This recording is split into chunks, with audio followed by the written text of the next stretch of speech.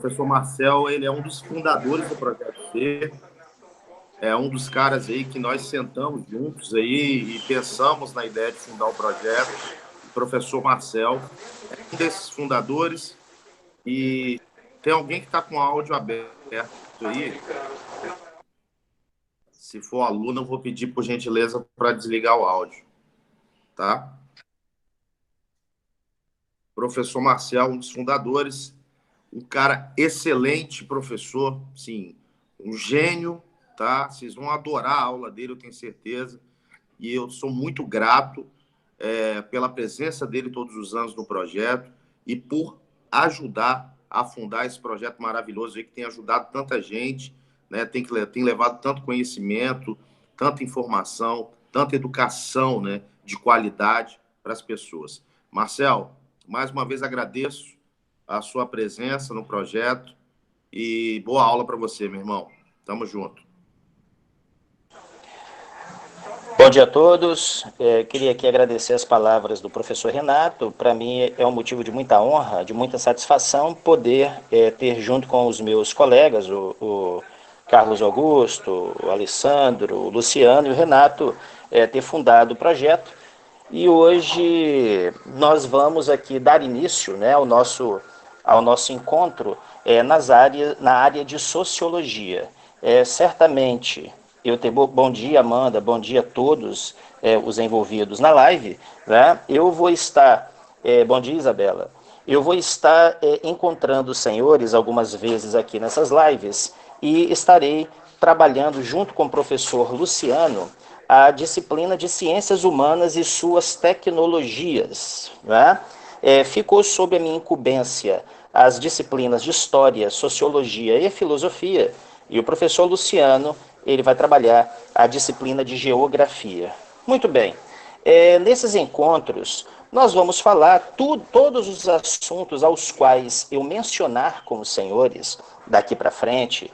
Nós vamos estar falando, meus amigos, de ciências humanas e suas tecnologias.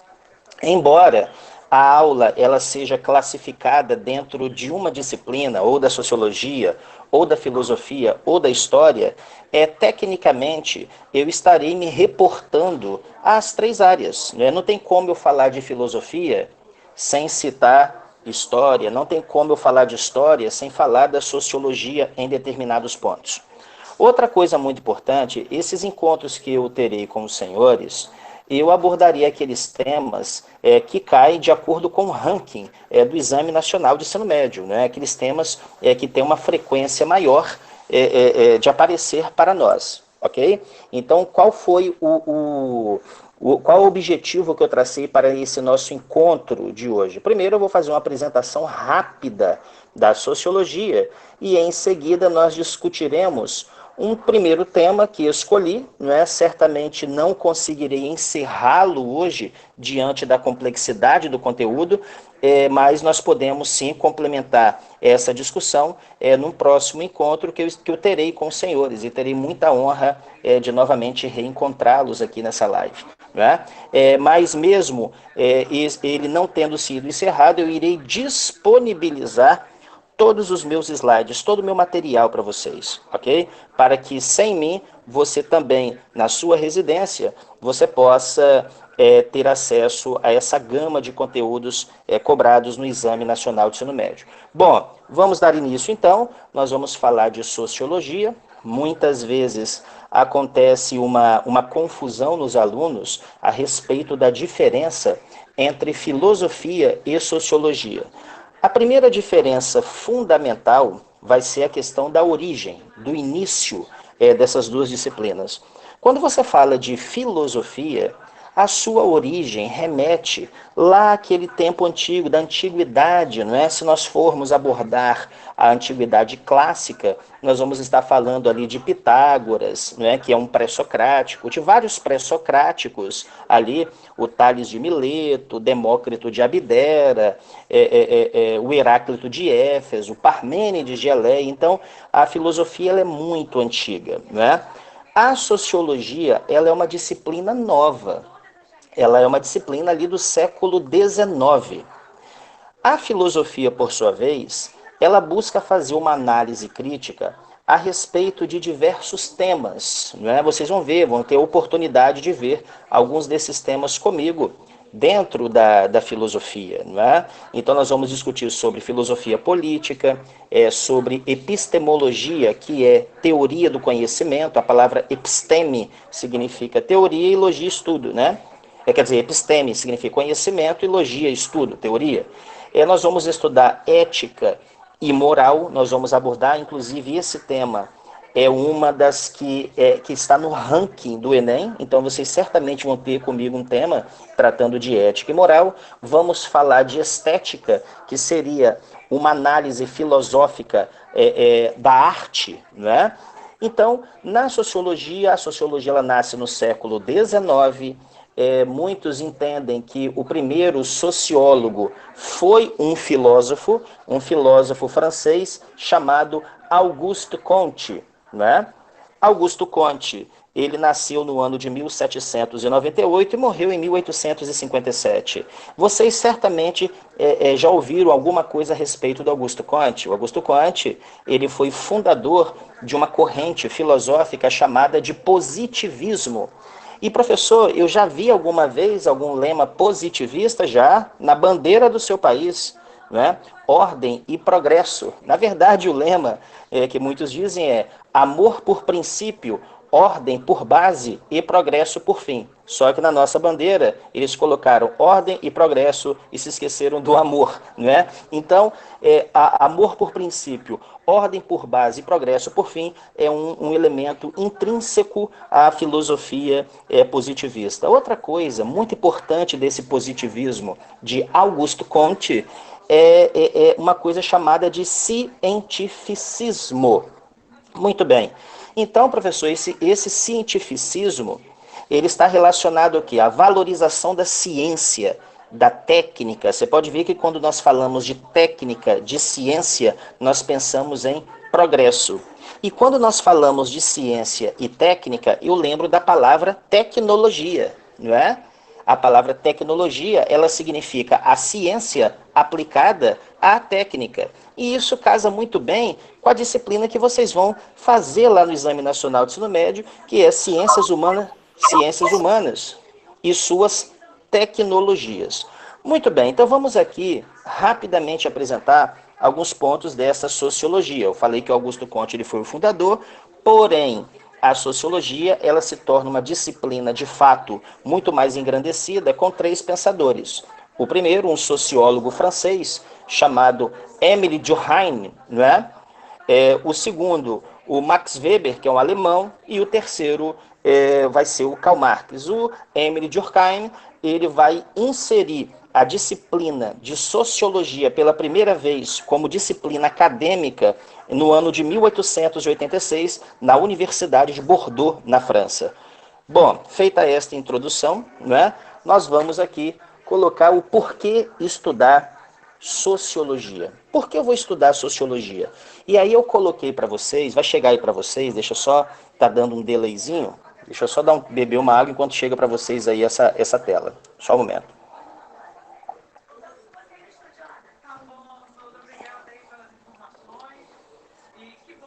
Acabou que tá demorando bastante aqui. Deixa eu ver se alguma coisa é vinculada aqui à internet aqui do notebook. Só um momentinho.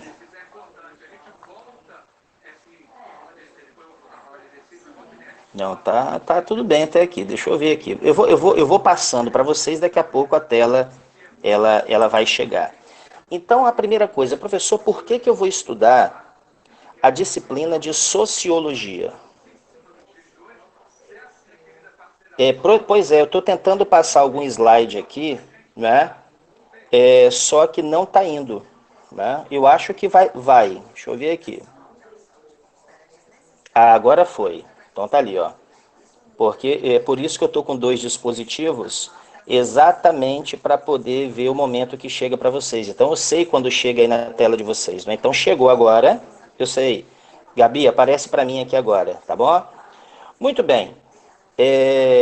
O negócio é o seguinte: a sociologia enquanto área de estudo, né? Então tá ali, ó. Por que estudar sociologia? Tá? Só um momentinho, deixa eu só pedir aqui para...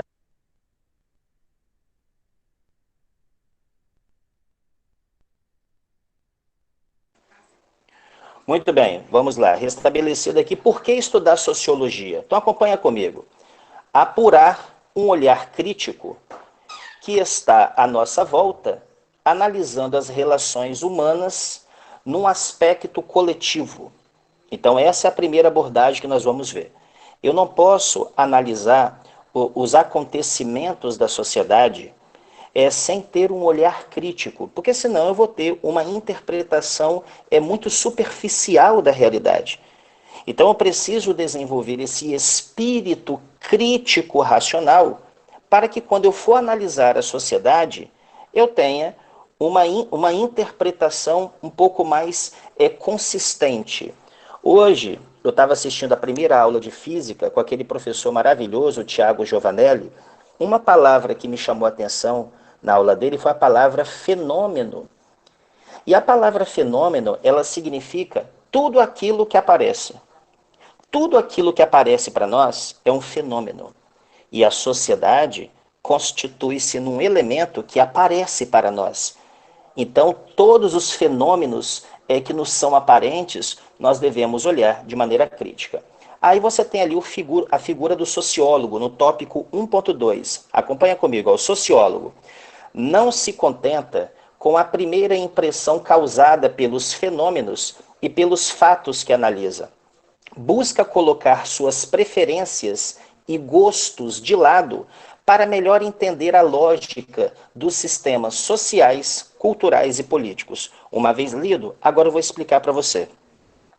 Existe uma frase que eu gosto muito, que é a seguinte, né? Todo ponto de vista é uma vista a partir de um ponto. Vou repetir. Todo ponto de vista é uma vista a partir de um ponto. Vamos supor que eu esteja no terceiro andar de um prédio e quando eu chego na varanda desse apartamento, eu vejo uma batida de carro lá embaixo. E aí ali teve um fenômeno que se apresentou à minha consciência, uma batida de carro.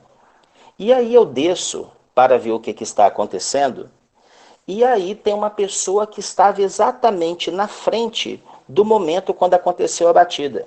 A pergunta é: nós tivemos uma mesma visão, uma batida de carro, mas será que a interpretação desse fato foi a mesma coisa? Eu vi lá de cima. Aí quando eu chego lá embaixo, eu pergunto, ih, rapaz, o que que aconteceu? Ah, cara, ó, nesse lado aqui a mulher acabou que invadiu a área aí e tal. Então ele estava num ponto, eu no outro.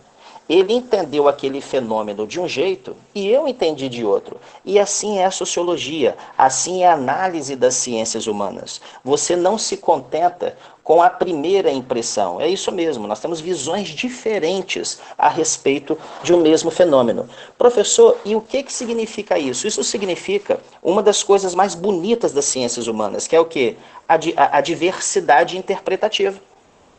Eu exponho a minha interpretação, vocês expõem as interpretações de vocês, e dali nós saímos mais enriquecidos com as ideias que se apresentam. Então, o sociólogo, ele não se contenta com o pluralismo das ideias, perfeitamente, é isso mesmo. Né? Inclusive, eu estou gostando da participação de vocês. Inclusive, meninos, existe um filósofo alemão da escola de Frankfurt, chamado Jürgen Habermas. Ele já caiu no Enem 3 vezes. E sabe qual é a teoria dele? É a teoria do agir comunicativo. Ele é o cara que defende a pluralidade de vozes. Ele defende a comunidade comunicativa. Ele defende o consenso discursivo. Ele vai afirmar o seguinte: não importa se temos visões diferentes. O fato de termos visões diferentes não significa que não podemos dialogar, conversar. Inclusive, a pluralidade é uma das coisas mais bonitas que o ser humano tem, porque a pluralidade ela é fruto da inteligência. Só o ser humano é inteligente. Os outros animais, eles agem por instinto, ou no máximo, eles têm um insight. Um insight. Então, professor, o ser humano é inteligente? E o que significa inteligência, professor? Inteligência significa a capacidade que o ser humano tem de resolver diversos problemas de maneira flexível e eficaz.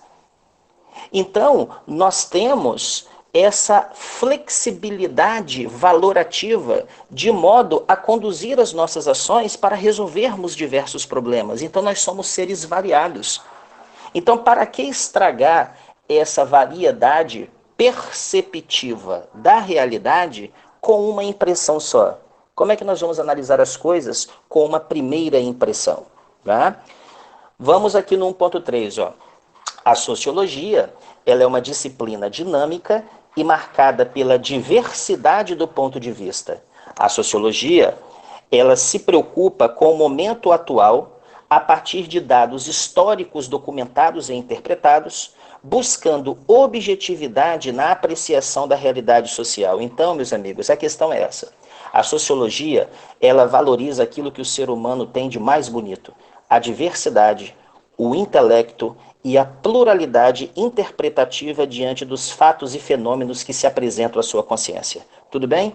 E aí nós temos o tópico 2, né? Sim, essa, Amanda, é uma frase do Voltaire, né? Certamente. Você vê, o Voltaire, ele é um iluminista, né? Você citou muito bem o Voltaire.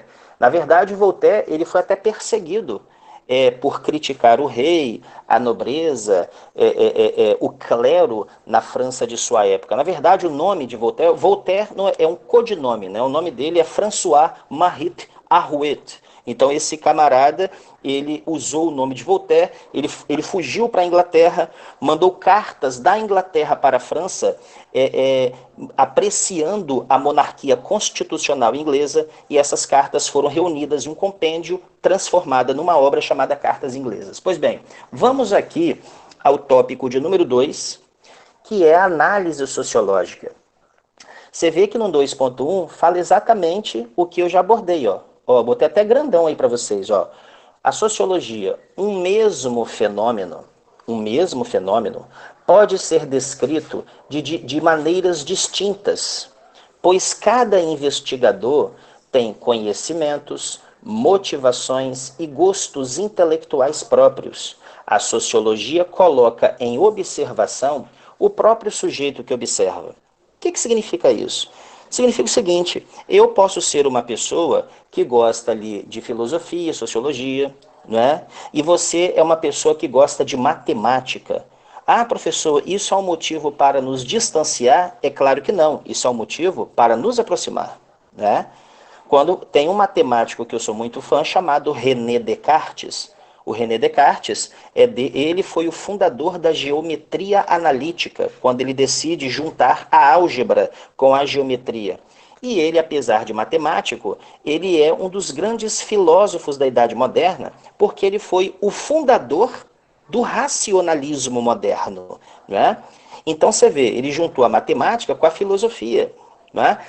Muito bem, e essa diversidade na forma de enxergar o mesmo fenômeno acontece no dia a dia. Isso acontece num jogo de futebol. Aí o que acontece? Às vezes eu estou vendo, tem um jogo lá do Vasco, do Flamengo, do Palmeiras, do Corinthians, e aí você tem torcedores adversários, não inimigos, adversários, eles estão vendo aquela partida, aí vem um determinado lance, os dois estão vendo a mesma televisão, hein? Aí vem um determinado lance, um grita, pênalti, outro fala, não foi pênalti. Aí você pergunta, como? Aí vamos supor que o pênalti seria a favor do Palmeiras. O que o palmeirense vai gritar? Vai falar, opa, foi pênalti. E o torcedor do Corinthians vai falar, não, não foi pênalti. Isso significa que às vezes o seu gosto pode influenciar na forma como você interpreta os fenômenos. Entendeu? Vamos supor, eu não sou, né? Mas vamos supor, se eu fosse palmeirense, eu ia falar, foi pênalti. Ou seja, eu deixei a minha emoção influenciar na observação de um fenômeno que apresentou. Então a sociologia, ela não analisa só o fenômeno, ela analisa também aquele que analisa o fenômeno. para ver se aquela interpretação que ele teve daquele fato não foi algo maculado, não foi algo alienado. Né? Aí tá ali, 2.2, acompanha comigo. As sociedades humanas não se revelam da mesma forma em suas complexidades, pois cada investigador se atém a um ou outro aspecto que julgar mais relevante, gerando interpretações distintas. O que está dizendo esse 2.2 aí? Vamos supor que eu passo um dever de casa para vocês. Né? Ó, gente, vocês estão um dever de casa. Eu quero que você analise para mim a história do Brasil no século XIX. Pronto. Né? Professor, seria um dever de casa correto? Olha, seria muito complexo. Mas eu fiz propositalmente, eu falei, gente, analise o século XIX no seu país para mim. Aí vocês vão fazer o dever de casa, alguns alunos serão chamados a atenção pelo aspecto político. Outros analisarão o aspecto econômico. Outros evidenciarão o aspecto cultural e ideológico. Então significa dizer que a nossa realidade ela é tão complexa e o ser humano é um ser tão vario nas suas interpretações e nas suas interlocuções com a natureza que ele vai interpretá-la segundo algo que ele se sente simpático, né? Então, a sociologia é o que está aí no 2.3, ó. É marcada pela pluralidade e pela subjetividade das interpretações. Marcel, o que é subjetividade das interpretações? Quando eu falar subjetividade, você pensa no sujeito, você pensa em você pensa em todas as pessoas. Cada pessoa enxerga uma realidade de uma determinada forma. Então, a sociologia é uma disciplina marcada pela pluralidade e pela subjetividade das interpretações, visando produzir resultados concretos para auxiliar os problemas da realidade social. Muito bem, aí eu fiz esse resuminho introdutório da sociologia para que, usando esse tema como base, discutíssemos alguns temas, e o primeiro eu vou conversar aqui com você. Esse tema ele é fantástico e ao mesmo tempo cai muito na prova e chegou aí na sua tela. Porém, antes de começar, eu peço licença para o beber só um pouquinho de água. Muito bem. Olha o que está aí na sua tela, meus amigos. Olha o que está na sua tela. Você enxerga nessa tela homogeneização ou você enxerga variedade? Nessa tela, nós estamos enxergando variedade. Nessa tela, nós estamos enxergando, meus amigos, pluralidade cultural. Nós estamos enxergando diversidade cultural. Não é? Nós temos pessoas de locais distintos com cultura distinta. E aqui eu venho dizer uma coisa muito importante. Por que cai esse tema bastante no Exame Nacional de Ensino Médio? É simples. Porque ele vai tratar de uma coisa chamada respeito. Respeito à diversidade.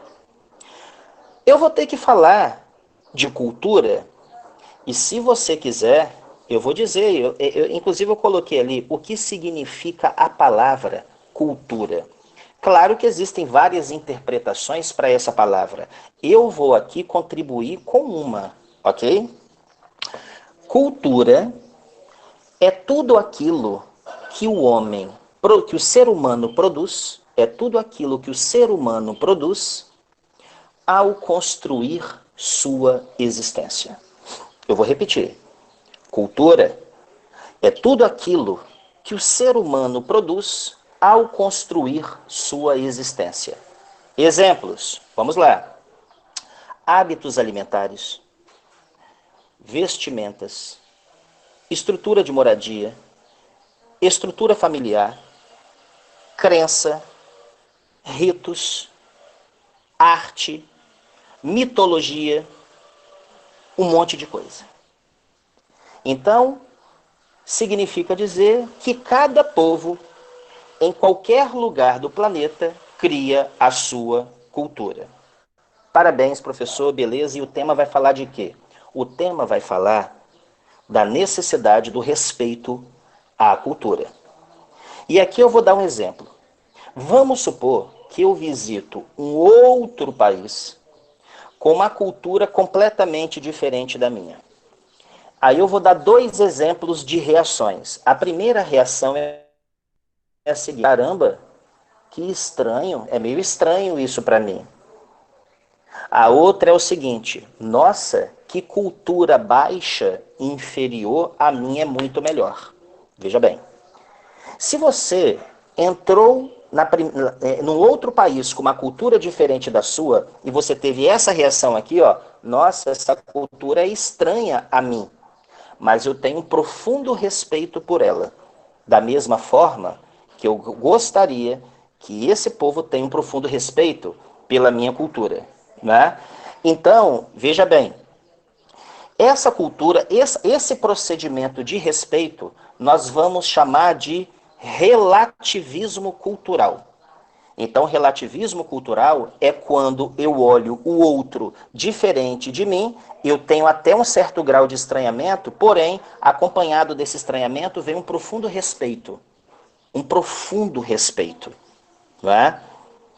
Eu tenho uma admiração.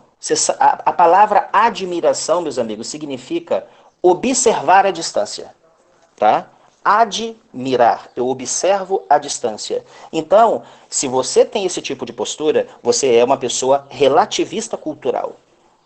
Agora, aquela pessoa que não respeita, ela fala: nossa, essa cultura, ela eu estranho, mas eu não respeito, a minha é muito melhor do que a dela. Aí você está incorrendo num erro, não é? Você está incorrendo num erro que é chamado de etnocentrismo cultural. Você seria uma pessoa etnocêntrica, não é? Então, meus amigos, essa aula ela trata disso. Mas, professor, cai no Enem? Cai, e eu cito exemplos. Vamos lá. Eu tenho certeza que você já estudou um tema chamado Grandes Navegações ou Expansão Marítima Comercial Europeia.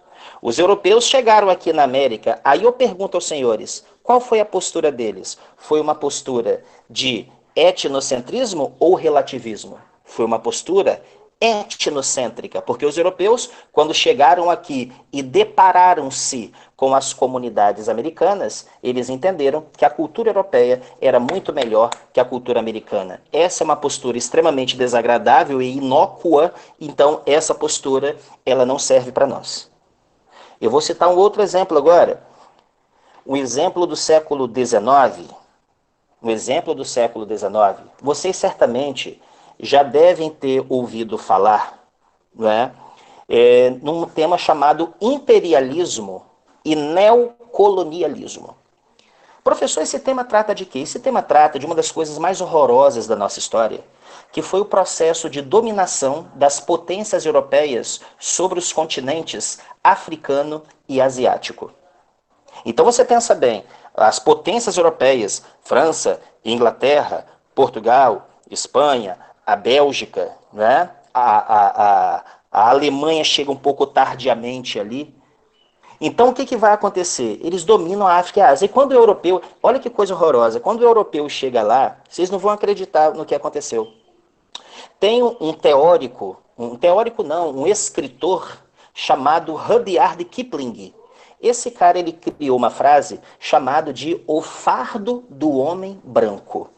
O que é um fardo? Quando você fala bem assim para uma pessoa, você é um fardo na minha vida. O que você está dizendo? Você é um peso na minha vida. Então, esse Rudyard Kipling, esse camarada, ele ainda ganhou o Prêmio Nobel da Literatura no ano de 1901 para escrever uma coisa totalmente desagradável. Ele disse que o homem branco, quando chega na África, ele está tendo um peso muito grande, porque ele levaria para lá a cultura. Como assim que ele levaria a cultura? A África tem cultura. Os países africanos tá repleto, uma riqueza cultural muito ampla. Eles falaram que estavam levando a cultura, a civilização, né? Então, meus amigos, essa matéria ela é de importância para o Enem e também de importância para a nossa vista, para nossa pessoa, para o nosso ponto de vista.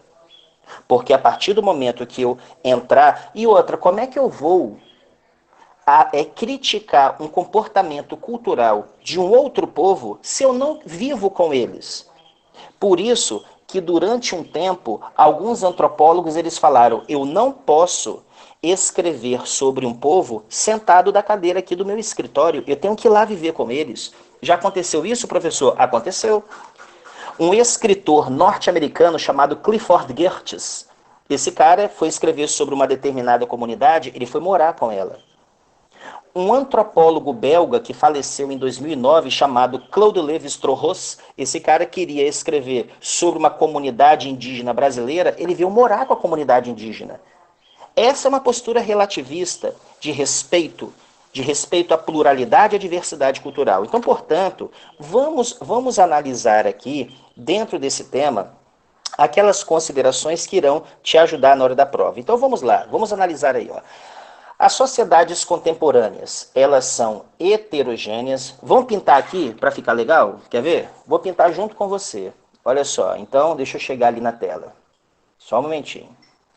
Então tá ali, ó. Pera aí. Deixa eu só chegar para você também. Aí, chegou. Então eu vou colocar assim, ó. Sociedades contemporâneas, elas são heterogêneas, tá? Deixa eu pintar aqui um pouquinho. E elas são diversas. O que eu estou pintando aqui vai chegar para você daqui a pouco. Então tá ali. Deixa eu ampliar.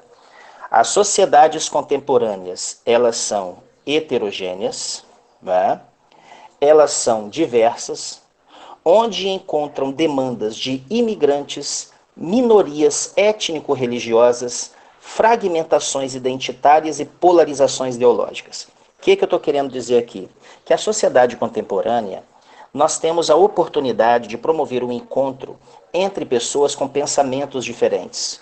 Nós temos imigrantes que vêm de um país, mas eles têm uma cultura diferente, minorias étnico-religiosas, fragmentações em termos de identidade cultural e polarizações ideológicas. Qual o problema? O problema é que grande parte das pessoas, ou pelo menos eu tento acreditar que é uma pessoa, é uma parte que inferior a isso que eu gostaria de acreditar, né? Mas tem muita gente que não sabe se deparar com um posicionamento diverso do seu a respeito de um determinado tema. As coisas seriam muito melhores a partir do momento que as pessoas entendessem que a diferença é a riqueza, não é? E que coisas muito iguais, elas viram banais. E o ser humano, com o passar do tempo, ele acaba entrando em contato com o mundo de diferentes maneiras, interpretando as coisas numa maturidade cada vez maior. Qual a relevância desse estudo? Está ali, ó, a relevância daquilo que nós estamos estudando nesse capítulo. Está ali. Afirmar a ideia de que culturas, etnias, valores e práticas sociais distintas convivam em harmonia e de forma plural. Esse é o objetivo, essa é a relevância, esse é o nosso desejo, esse é o intuito dessa disciplina de sociologia. O objetivo de estudar esse tema, refutar, ou seja, cancelar, eliminar argumentos preconceituosos e excludentes com base em posicionamentos etnocêntricos, visando ampliar a prática do relativismo cultural. Portanto, o objetivo desse nosso encontro é, além de te preparar para o Exame Nacional de Ensino Médio, é aprimorar o nosso comportamento, eliminando práticas etnocêntricas e absorvendo o relativismo cultural. Então, a sociologia, onde que a sociologia entra? Ela vai analisar esses acontecimentos de preconceito na sociedade, né? Essa coisa de preconceito, nossa, aquele povo lá é um povo medíocre, um povo que tem uma cultura totalmente diversa da minha, a minha é muito melhor, é isso que a sociologia ela quer eliminar. Então, tá ali, a sociologia, ela analisa a construção social dessas posturas, investigando a aceitação dos hábitos culturais, as diferentes formas de segregação, a relevância dos direitos humanos e a persistência do racismo explícito ou velado. Vamos analisar aí esse tópico 1.2. Professor, você falou diversas formas de segregação.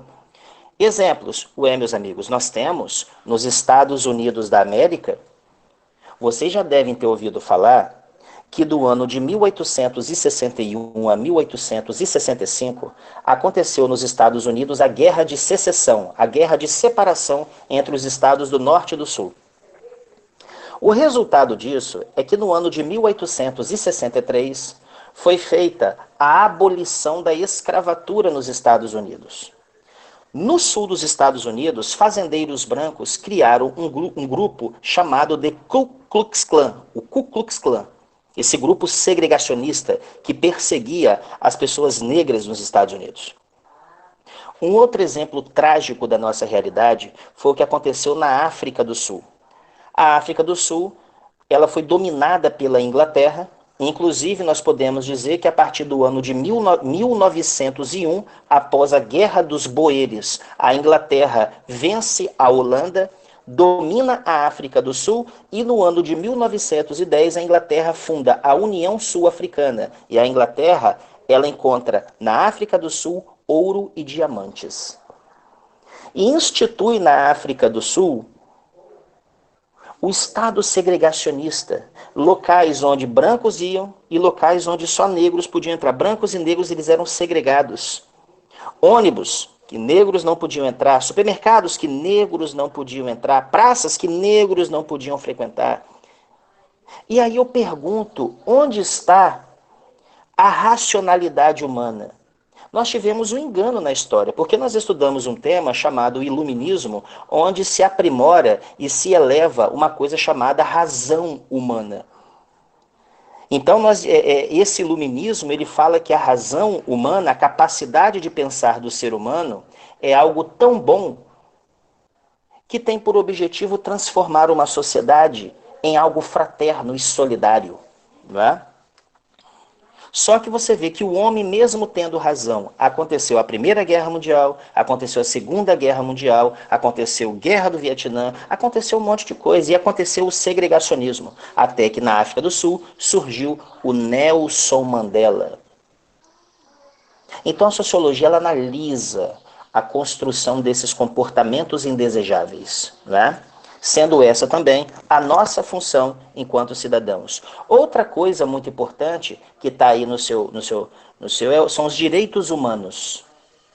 Os direitos humanos. E eu gostaria que, se você tivesse aí um papel, uma caneta, todas as vezes que falarem em direitos humanos com os senhores pensam na dignidade da pessoa humana. Na dignidade da pessoa humana. Ok? O que é a dignidade da pessoa humana? A pessoa humana, ela deve, meus amigos, ter as condições necessárias para ter uma vida digna.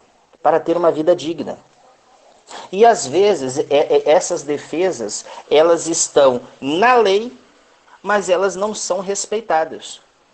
Eu falo isso para os senhores até mesmo pelo fato de eu ser também advogado. E como advogado eu falo para os senhores que na Constituição, quando você pega a parte do artigo 7º até o artigo 11º, você tem lá um artigo que fala a respeito do salário mínimo. O salário tem esse nome salário mínimo por quê? Porque ele deveria garantir, ao menos, as condições mínimas ideais para que uma pessoa tivesse uma vida com dignidade. Então, essa questão dos direitos humanos são extremamente importantes. Outro elemento para analisar é o racismo. O racismo, ele é crime. Crime previsto claramente no Código Penal. E mais, o racismo, ele é um crime imprescritível. Imprescritível. Né? Então, e inafiançável. Então é importante, a sociologia, ela é muito complexa na sua análise. Vamos avançar.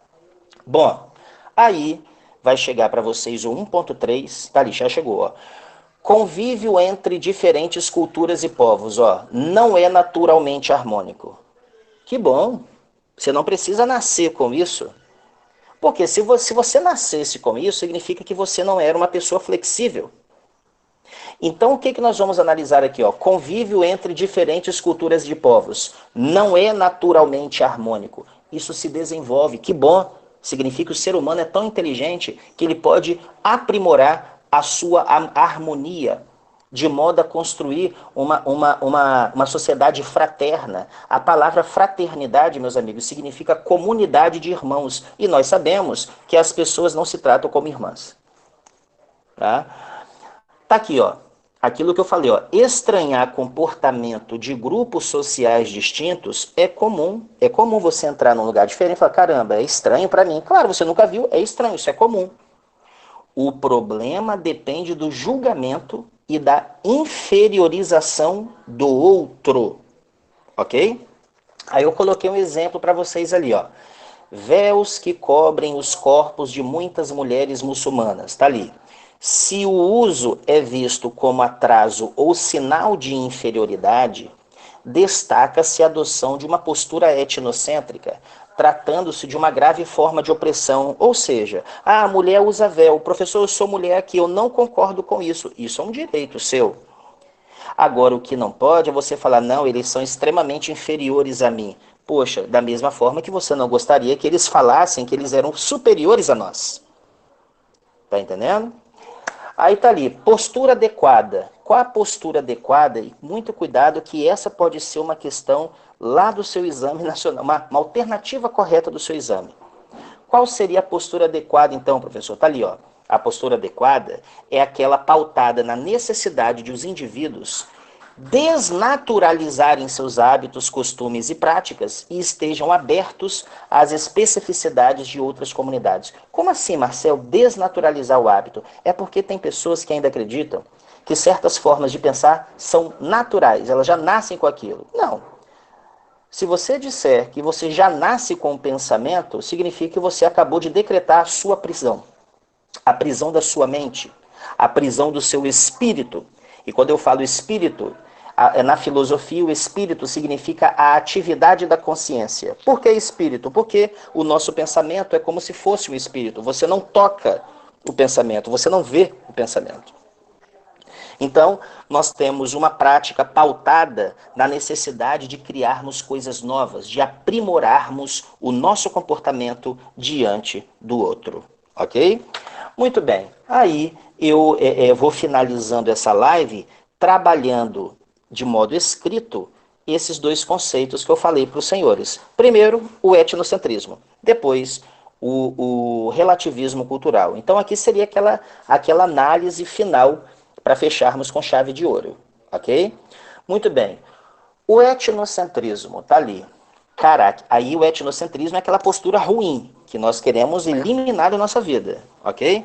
O etnocentrismo caracteriza-se pela atitude de algumas pessoas ou de um grupo em repudiar os traços culturais distintos ou estranhos de outra comunidade, desejando justificar práticas de dominação e preconceito. Então seria isso. Tem gente que quer usar a ideia de superioridade para ser preconceituosa com a outra pessoa. Eu vou dar até um nome. Tem um escritor chamado Herbert Spencer, lá do século XIX. Esse cara, vocês certamente estudaram a teoria da evolução das espécies de Charles Darwin, quando ele fala que, naturalmente, os seres superiores dominam os inferiores. Esse Herbert Spencer, ele buscou essa análise para poder inseri-la no âmbito sociológico, que não é nada sociológico. Ele falou o seguinte, olha, nada mais normal que os povos que têm uma cultura superior dominar a cultura, povos de culturas inferiores. Eles usaram isso como algo natural e como justificativa para os europeus dominarem a África e a Ásia. A Inglaterra, ela dominou a China. Ela dominou a China no ano de 1842, após a Guerra do Ópio. Depois, mais à frente, aconteceu na China um fenômeno chamado de break-up chinês, onde várias potências dominaram a China. O Japão, a Alemanha, a França, a Inglaterra e a Rússia. Vocês não vão acreditar. Dentro da China tinha bairros estrangeiros. E alguns desses bairros estrangeiros tinham uma placa com o seguinte dizer: proibido a entrada de cães e chineses. Cães e chineses. Imagina você, é um chinês, está andando no seu país e você vai entrar num bairro, um bairro russo, e vai estar lá uma placa, olha, você, nenhum cachorro pode entrar. Mas por que eles faziam isso? Porque havia uma construção ideológica de que eles eram superiores. E é isso que essa aula quer tirar deles. Então tá ali, ó. Tal prática, ou seja, tal etnocentrismo, leva à inferiorização de outros com base na cultura de quem, né? Com base na cultura, deixa eu só consertar aqui, ó, né? Com base na cultura de quem observa. Deixa eu só acrescentar aqui o Mzinho aqui. Com base na cultura de quem observa, cristalizando uma visão cultural dicotômica. Então, a pessoa etnocêntrica, ela acredita bizarramente que existem indivíduos superiores e inferiores. Então, vai falar que existe a superioridade, ó, lugar assumido por aquele que analisa, enxergando a si e sua cultura como a melhor. E a inferioridade, o lugar imposto àquele que é observado. Então, o europeu, em muitas vezes, inúmeras vezes, enxergam, pô, exatamente, Amanda, está ali o nazismo. Inclusive, já que você citou o nazismo, você sabe que o Hitler ele foi preso em 1923 após um fato chamado de Putsch de Munique, quando ele tenta dar um golpe na Alemanha. Na prisão, ele escreve um livro chamado Mein Kampf, né? Minha Luta. E um dos pontos desse livro, Amanda, é a teoria pseudocientífica da existência da raça ariana. Então, a raça ariana ela seria a raça, né, superior, porém, não há uma argumentação crítico-científica que depure qualquer grau de veracidade a essa análise. Né? Para observação, para a compreensão de outros modelos culturais, é exigido, né? Tá ali, para a compreensão de outros modelos culturais, é exigido um afastamento de parâmetros particulares daquele indivíduo que observa. E para finalizar a nossa live de hoje, vamos fechar com o relativismo cultural. Então tá ali, ó. O que é o relativismo cultural? Deixa eu chegar para vocês aí. Beber um pouquinho de... Aí, chegou. O relativismo cultural é aquela postura que nós queremos, né? Tá ali, ó. A postura de avaliar as práticas culturais como relativas, isto é, pertinentes e lógicas ao sistema cultural na qual se inserem, possibilitando ali, ó, a aceitação da diversidade cultural. Qual a ideia central do relativismo? O sentido de todas as ações culturais só pode ser compreendido no meio cultural que as origina. O que está dizendo aí essa ideia central? Eu só vou entender um povo de maneira crítica e consistente se eu vivê-la com eles. Se eu dormir no mesmo local que eles, se eu me vestir como eles, se eu me alimentar como eles, então aí eu vou entender. Então só vou compreender uma cultura alheia à minha se eu conviver com ela. Tal conceito nos revela a necessidade de compreender o sentido da obrigatoriedade dos diferentes hábitos e tradições resultante da herança cultural de determinado grupo, rompendo com o etnocentrismo. O que é isso aí? Ó? Eu preciso compreender os diferentes hábitos. É importante, é intenso. Isso só nos menciona que a sociedade ela é muito variada. E isso é legal. E a observação, ó, numa época de intenso contato virtual ou real entre diferentes povos e culturas, não se pode ignorar os benefícios do relativismo em lugar do etnocentrismo nas análises antropológicas. Com a tecnologia, lembra que a sua prova é ciências humanas e suas tecnologias, a tecnologia permite uma interconectividade e interatividade cada vez maior entre os indivíduos, e essas conexões elas devem ser baseadas no profundo respeito e amor fraternal. Meus amigos, foi uma honra poder estar aqui com vocês. Eu vou finalizando aqui a minha live conforme o horário previamente estabelecido pelos professores envolvidos na construção desse horário. Para mim foi uma honra, não vejo a hora de poder ter com os senhores um novo encontro, né, e poder compartilhar um pouco do conhecimento com os senhores. Queria agradecer muito a participação de vocês. Parabéns por dedicar esse tempo aí do final de semana para construir, para agregar conhecimentos. Um abraço enorme para vocês. Um beijo. Marcel, Oi. parabéns mais uma vez. Os alunos estão se manifestando no chat. Aula maravilhosa, como sempre. Você sempre abrilhantando as nossas aulas com muito conhecimento, né? E passando esse conhecimento com.